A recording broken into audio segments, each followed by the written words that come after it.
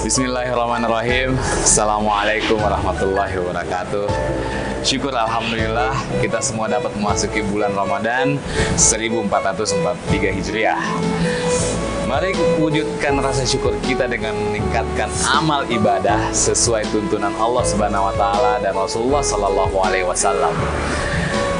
Jadikanlah Ramadan kali ini sebagai bulan kinerja dan jadikanlah Ramadan kali ini sebagai bulan prestasi untuk meraih derajat takwa.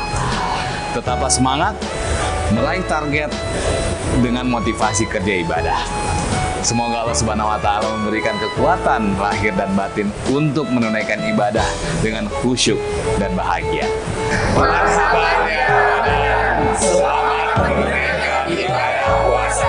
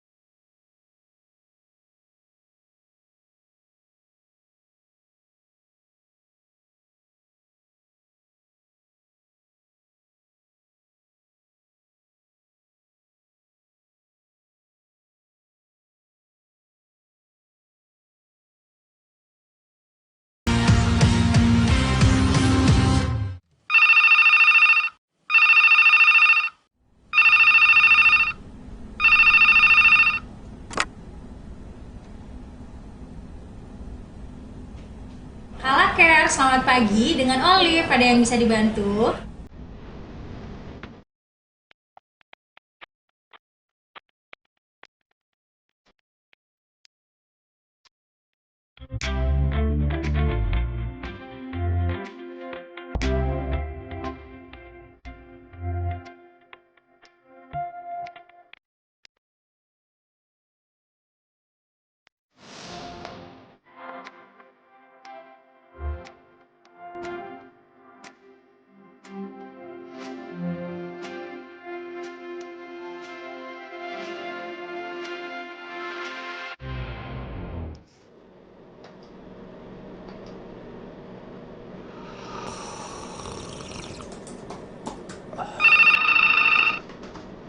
Kala Care, selamat siang. Dengan Danu ada yang bisa dibantu?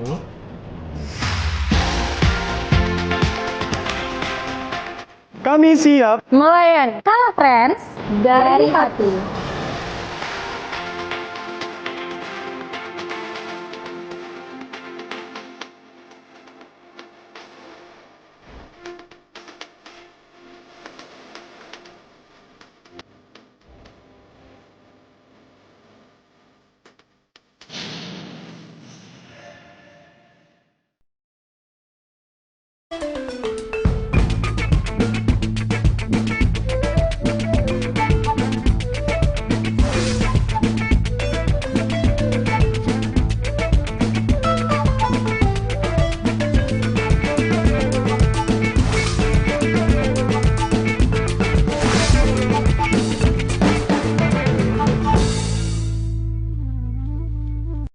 Assalamualaikum warahmatullahi wabarakatuh. Halo Tribuners, jumpa lagi bersama saya Kinan Aulia. Kita kembali berjumpa di 12 Ramadan dalam program Syiar Ramadan. Semoga kita selalu dalam keadaan yang sehat dan selalu mendapatkan rahmatnya di bulan yang penuh berkah ini. Amin amin ya rabbal alamin. Puji syukur kehadirat Allah Subhanahu wa taala yang senantiasa memberikan kita begitu banyak nikmatnya. Bahkan di bulan suci Ramadan ini kita masih bisa berkumpul, bertemu, sekalipun ini kita kita melalui live program Syiar Ramadan, tapi teman-teman pastinya bisa mendapatkan banyak ilmu dan juga nasihat-nasihat Islamiyah yang senantiasa setia menemani kita. Ada Ustaz Sabaruddin LC. Alhamdulillahirrabbilalamin, pada kesempatan kali ini Tribuners, tema menarik hari ini adalah perempuan itu spesial. Nah baik, kalau kita membahas mengenai perempuan, bahkan di dalam agama Islam begitu banyak keistimewaan yang dimiliki oleh perempuan.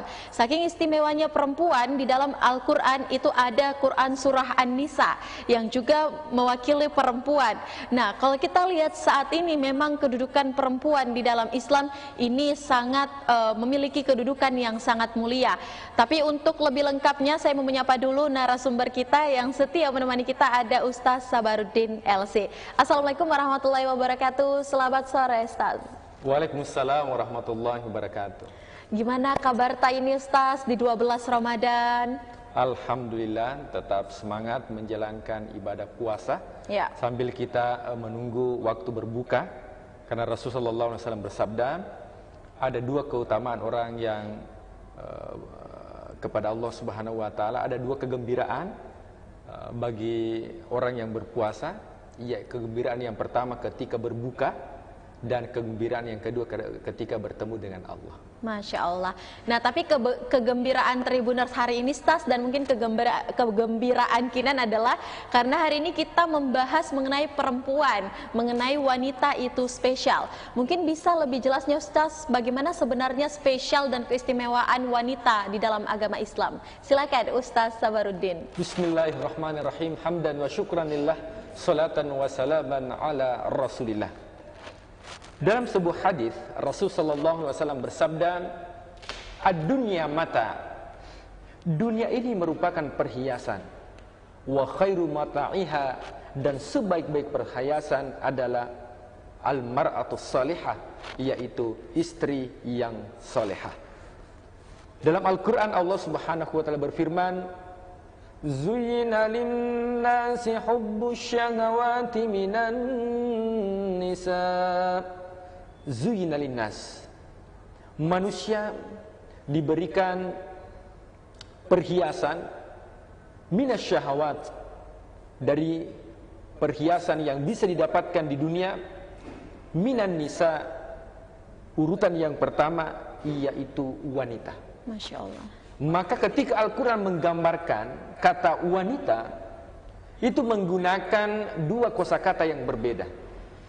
Yang pertama menggunakan kata an-nisa, sebagaimana tadi yang disampaikan host kita, bahwa saking spesialnya seorang wanita, itu dicantumkan surah, nama surah tersendiri dalam Al-Quran yang tidak ditemukan bagi kaum laki-laki, yaitu surah An-Nisa. An-Nisa. Itu tidak ada surah Ar-Rijal, tapi yang ada surah An-Nisa. Betapa Islam memuliakan seorang wanita. Betul. Coba kita lihat apa, yaitu bodoh dari segi syariat.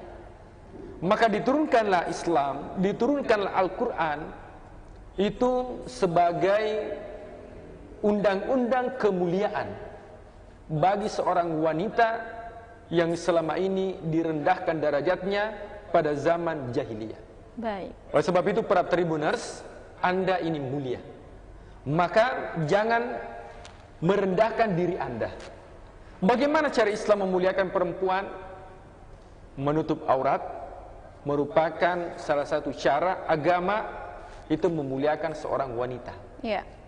Yang kedua, dari segi suara. Bahkan suara wanita itu merupakan aurat bagi suara yang tidak bermanfaat. Tapi kalau sebagai host yang memberikan media dakwah, berita dan sebagainya, itu memberikan manfaat. Tapi kalau hanya teriak-teriak saja tidak jelas, maka itu merupakan aurat yang harus dijaga. Nah, sehingga wanita itu dilarang mendayu-dayu suaranya ketika menerima telepon. Nah, apalagi telepon bukan dari suaminya. Iya. Telepon, halo, ya dengan siapa? Dengan lemah lembut. Sudah, itu akan dirasuki oleh syaitan dan sebagainya. Oleh sebab itu bahkan seorang wanita, dalam hal ini istri, itu dilarang lebih keras suaranya dibandingkan suara suaminya, Ya. kecuali suaminya tuli. Beda lagi Ya, ceritanya maka ya. itu bentuk kemuliaan. Bagaimana agama itu memuliakan wanita. Sehingga kita melihat surah An-Nisa ini, yaitu banyak hukum-hukum yang terkait dengan wanita. Bagaimana dia taat hukum, kemudian aturan Allah. Bahkan wanita ini diberikan kemuliaan Ya. yang tidak diberikan oleh seorang laki-laki. Wanita itu bisa hamil, bisa melahirkan, bisa menyusui. Sehingga keistimewaan yang diberikan, berbakti kepadanya 3 kali lipat dibandingkan berbakti kepada laki-laki. Laki-laki. Makanya ketika seorang sahabat mengatakan, ya bagaimana cara, yang manakah yang lebih afdal, cara aku berbuat baik, maka Rasul mengatakan ibumu, seorang wanita. Kemudian siapa lagi? Ibumu, istri 2 kali. Kemudian siapa lagi? Ibumu, 3 kali. Maka 3 kali lipat kemuliaan wanita dibandingkan laki-laki. Itu kalau wanita taat terhadap ajaran dan syariat agama. Kalau kita melihat dalam Al-Quran itu ada 4 tipe keluarga. Ya. Ketika menggunakan kata An-Nisa, berarti itu wanita yang belum menikah, itu An-Nisa. Tapi ketika menggunakan kata Al-Mar'ah, maka wanita yang sudah menikah. Wamra'ati Fir'aun, berarti istrinya Fir'aun. Tabbat syada abila habi wa tab ma agna anhu maluhu wa ma kasab sayasla naran dzatal hab wa imra'atuhu, berarti istrinya Abu Lahab. Nah, kalau kita melihat dalam Al-Qur'an itu ada 4 tipe keluarga. Tentunya di sini menggambarkan tentang kemuliaan seorang wanita. Ya. Yang pertama, ada keluarga yang taat suami, Ya. durhaka istrinya, yaitu keluarganya Nabi Lut. Nah, Lut itu dia taat suaminya, tapi istrinya yang tidak taat.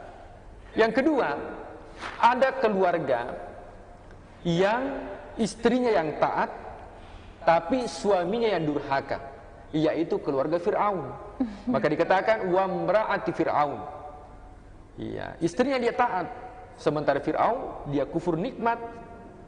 Yang ketiga, ada tipe keluarga sama-sama istrinya tidak taat, suaminya juga tidak taat. Nah, maka ini keluarganya Abu Lahab dan nama istrinya yang bernama Ummu Jamilah. Kemudian ada tipe keluarga yang keempat, yaitu tipe keluarga istrinya taat, kemudian suaminya pun taat. Ini keluarga Ibrahim alaihissalam. Ya. Nah, kira-kira kalau kita bertanya kepada para Tribuners, kira-kira keluarga yang paling ideal itu keluarganya siapa? Nah, tentunya memilih keluarganya Ibrahim. Karena suaminya taat, istrinya taat. Tapi hati-hati Tribuners, karena Nabi Ibrahim ini 2 istrinya.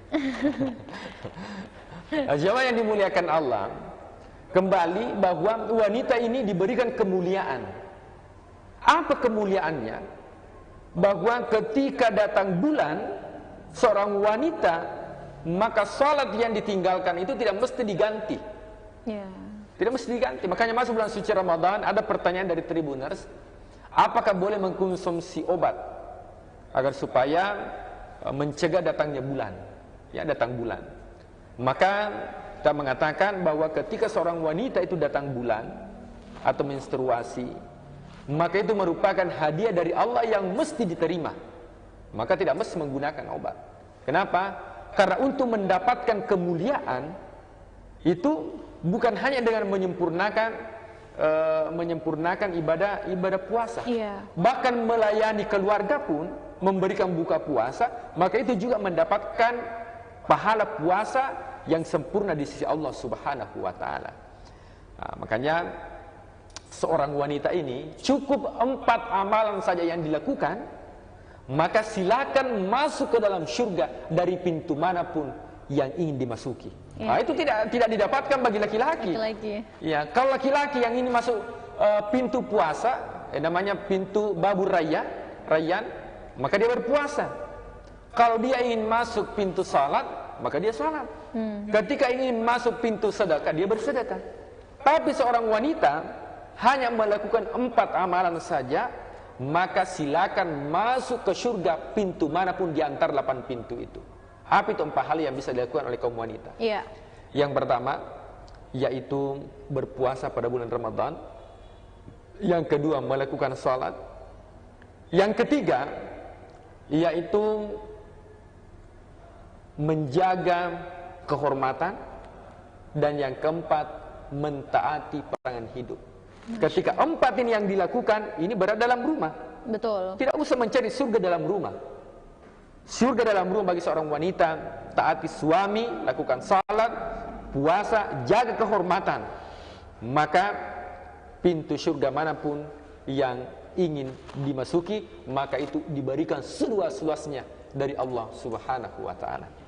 Makanya seorang wanita adalah seorang makhluk yang diciptakan oleh Allah, memiliki sisi-sisi positif. Akan tetapi di sisi lain, kalau tidak dimanage dengan baik, maka ini bisa menjadi bumerang. Kenapa?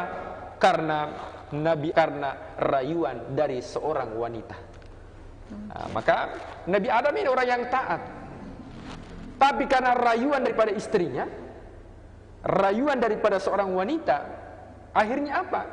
Akhirnya dia memakan buah khuldi, kemudian keluar dari surga.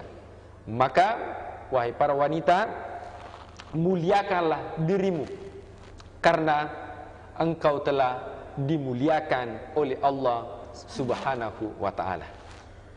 Masya Allah, luar biasa sekali tema kita pada hari ini. Terima kasih Ustaz untuk nasihat Islamianya, terkhusus untuk perempuan-perempuan dan wanita-wanita di luar sana. Seperti yang kita telah dengarkan, bahwa memang posisi perempuan di dalam agama Islam ini sangat diistimewakan. Bahkan di dalam Al-Quran yang disampaikan kepada Allah Subhanahu wa ta'ala mengenai posisi perempuan dalam Quran surah An-Nisa.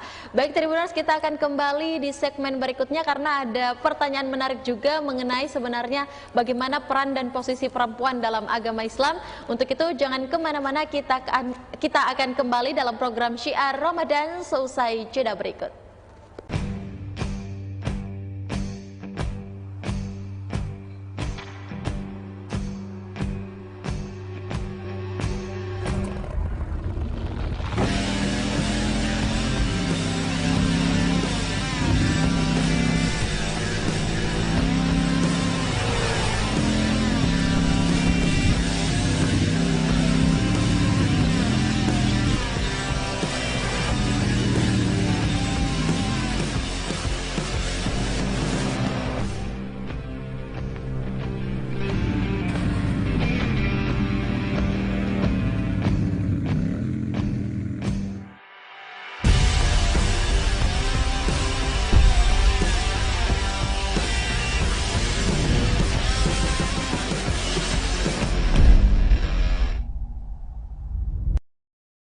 Terima kasih Anda masih setia menyaksikan program Syiar Ramadan. Kita kembali di segmen kedua. Tentu saja tadi di awal kita sudah mendengarkan dan mendapatkan banyak ilmu baru mengenai sebenarnya kedudukan dan posisi perempuan. Nah, ini menjadi pertanyaan yang menarik juga buat Kinan, mewakili perempuan-perempuan di luar sana. Sebenarnya Ustaz Sabarudin, posisi kita sebagai perempuan, kita sudah ketahui bahwa di dalam agama Islam kita sangat dimuliakan. Bahkan sudah terdapat di dalam Quran surah An-Nisa. Bagaimana sebenarnya kita menjaga keistimewaan ini, khususnya perempuan-perempuan di luar sana dan juga kita sebagai perempuan. Silakan Ustaz Sabarudin.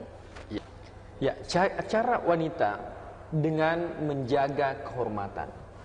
Makanya Rasulullah SAW itu selalu berpesan, setiap ada sahabat yang ditemui, maka selalu mengatakan istausu bin nisa'i khairan. Ya. Maka berwasiatlah atau selalu memberikan nasihat untuk berbuat baik kepada wanita. Nah, itu pesan Rasulullah SAW, bagaimana Rasulullah memuliakan para wanita.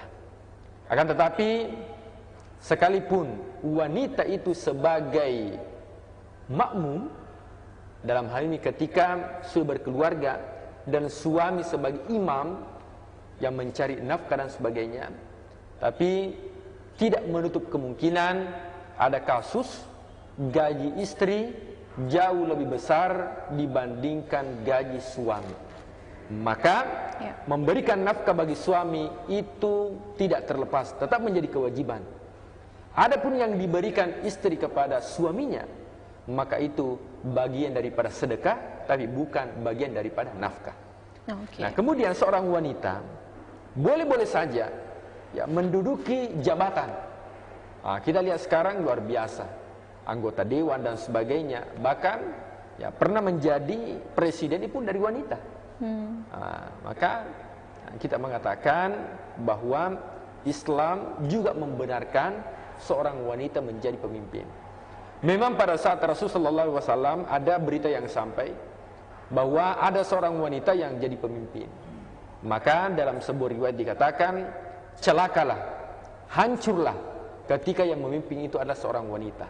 Ternyata ditelusuri riwayatnya, ternyata memang yang memimpin pada saat itu masih kecil, pengganti daripada orang tua sebagai ahli waris.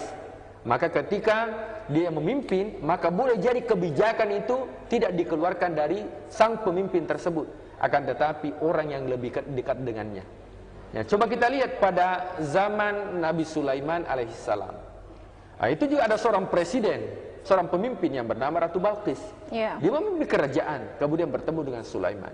Itu artinya bahwa dalam kehidupan, kedudukan seorang wanita bisa bekerja, bisa menduduki jabatan, yang penting dijalankan dengan cara amanah. Nah, kalau kita melihat perempuan itu merupakan tarbiyatul ula, sekolah pertama bagi anak-anaknya. Maka semestinya ini yang kemuliaan itu yang jangan dihilangkan. Usahakan anak-anak kita, karakter anak-anak kita itu terbangun dari ibunya. Perilaku-perilaku apa yang terjadi, maka biasanya lebih cenderung meniru sang ibu, seorang wanita. Makanya jangan heran kalau ada anak laki-laki itu dari kecil suka gosip. Iya. Karena ada perilaku yang kurang tepat. Kenapa? Karena lebih sering ikut kepada ibunya dimanapun dia berangkat. Pergi ke salon sama ibunya, pergi acara arisan ke ibunya, apa laki-laki. Nah, sehingga apa yang terbawa, ya kebiasaan-kebiasaan yang dilakukan oleh seorang ibu, seorang wanita, itu bisa ditularkan kepada putranya. Makanya dalam Al-Quran, ketika berkaitan dengan akidah, itu paling banyak dialog antara laki-laki atau suami kepada anaknya, bukan antara ibu kepada anaknya. Maka memang ada peran-peran penting yang bisa dilakukan oleh seorang wanita, bahwa kullukum ra'in wa kullukum mas'ulun an ra'iyatihi. Semua bertanggung jawab dan akan dipertanggungjawabkan nanti, bukan hanya di dunia, akan tetapi juga dipertanggungjawabkan di akhirat, baik itu wanita maupun laki-laki. Masya Allah, syukran jazikumullah Ustaz. Ini sangat menjawab sekali pertanyaan Kinan dan mungkin mewakili perempuan-perempuan di luar sana. Sebagaimana yang kita ketahui bahwa sekarang memang sudah bukan lagi dunia jahiliyah ataupun juga zaman penjajahan.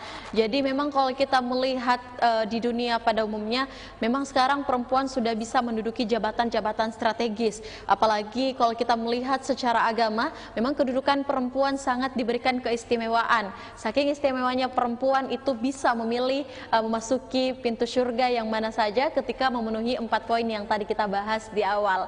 Alhamdulillah Tribuners, kita akan berjumpa lagi di episode berikutnya dengan tema-tema yang selalu menarik.